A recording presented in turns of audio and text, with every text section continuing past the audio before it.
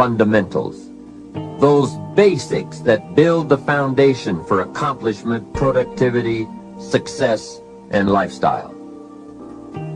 Fundamentals form the beginning, the basis, the reality from which everything else flows.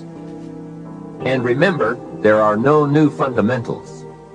Fundamentals are old, well established. Beware of someone who claims to have a new fundamental. That's like someone who claims to manufacture antiques. We would have to be suspicious, right?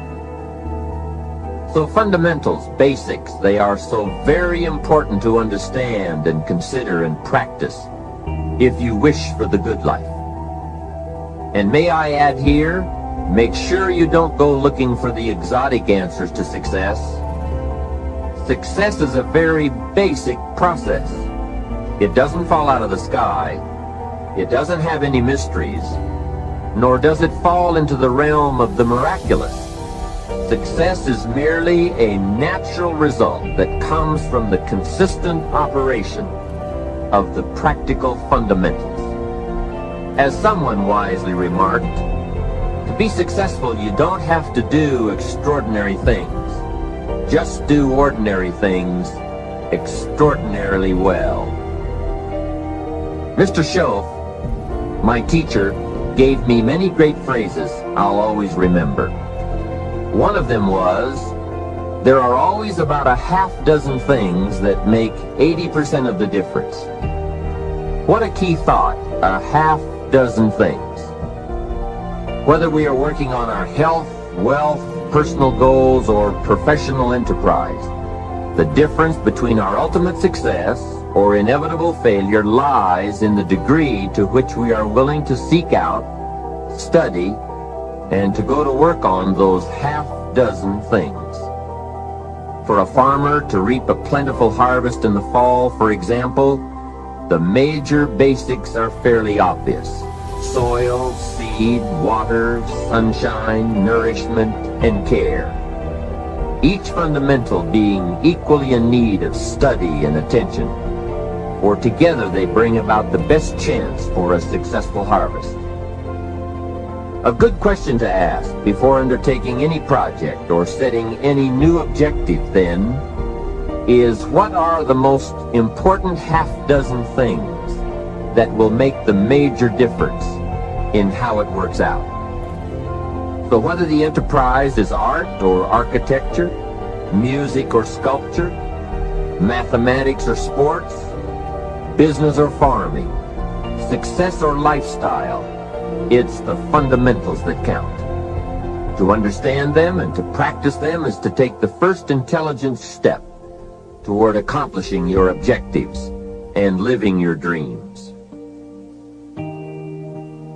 The second key word for us to consider is wealth. Wealth is a word that brings about a wide variety of mental images, and that is part of my purpose in these cassettes, to provoke that wide variety of mental images, for that is where the dreams are, that is where the inspiration comes from, and that is where true incentive is born. The mystery and mixture of mental image, the stuff and the staff of life. Its right use, its constant use is the way to a life unique and a life abundant. Now, to one, wealth means having enough financial substance to be able to do whatever you wish to do with your life. To another, it may mean freedom from debt, freedom from the constant claim of obligation. To yet another, it means opportunity. And to many, wealth means $1 million. That's a unique word, millionaire. It rings of success, freedom, power, influence, pleasure, possibility, benevolence, and excitement. Not a bad mental image.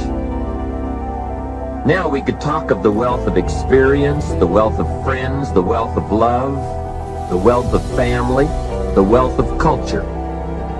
Wealth of many kinds. However, in this program, we are more specifically going to talk about wealth in the sense of financial freedom.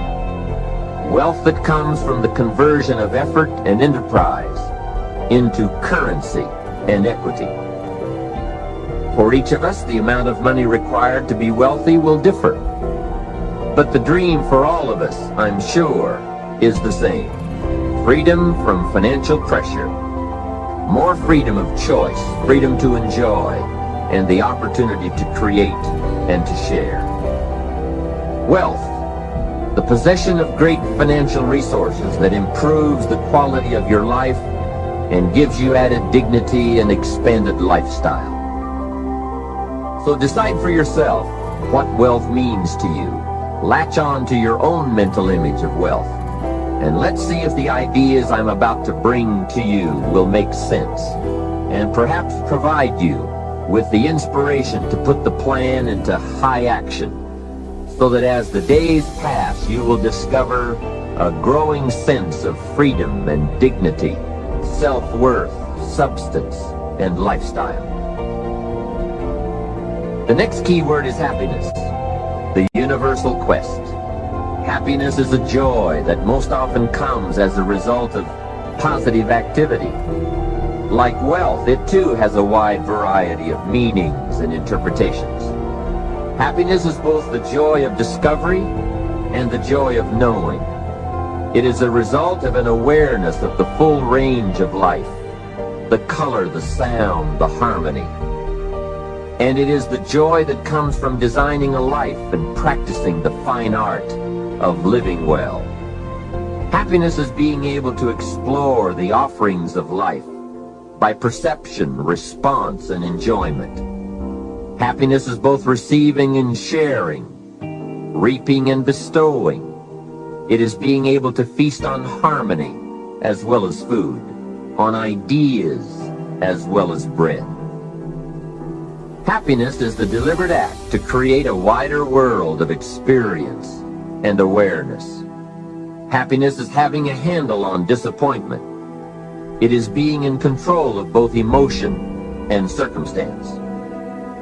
Happiness is freedom from the negative children of fear, such as worry, low self-esteem, envy, greed, anger, resentment, and so on. Happiness is an awareness and a grasp of the positive power of life and loving values. It is an order of thought, activity, and lifestyle. Happiness is values in balance. It is contact with people of substance. Happiness is contentment with the tasks of your life. It is thought inspired by, organized with, and rooted in your personal philosophy. Happiness is a life well lived, in which a wide variety of experiences are deliberately captured to become an invaluable form of currency for you to spend and invest in your own better future. Happiness is activity with purpose. It's love in practice. Happiness is both a grasp of the obvious as well as an awe of the mysterious. But for most people around us, happiness seems to be either something left behind or something yet to be discovered. Like all the good things in life, happiness is elusive by nature, but not impossible to capture. A major key for bringing joy into our lives lies in the next word we shall briefly examine: discipline. If there is a magic word that stands out above all the rest, this is the one: discipline. And in this program, you'll discover how positive this word is. Discipline is the bridge between thought and accomplishment, the bridge between inspiration and value achievement, the bridge between necessity and productivity. Remember, all good things are upstream. The passing of time takes us a-drifting, and drifting only brings us the negative, the disastrous, the disappointment, and the failure. Failure is not a cataclysmic event. It is not generally the result of one major incident, but rather a long list of accumulated little failings. Failing in life is failing to think today, failing to act today, failing to care, to strive, to climb, to learn, to keep trying day by day. If your goal requires that you write 10 letters today and you write only 3, you are down 7 letters. If you want to make 5 calls and you only make 1, you are down 4 on calls. If your plan calls for saving $10 today and you save none, you're down $10 today. Now the danger is looking at an undisciplined day and concluding that no great harm has been done. It doesn't seem like such a bad day. But add up these days to make a year, and then add up those years to make a lifetime, and perhaps you can now see how repeating today's small failures can easily turn your life into a major disaster. Success, on the other hand, is just the same process in reverse. If you plan to make 10 calls and you end the day making 15, now you're up 5 calls.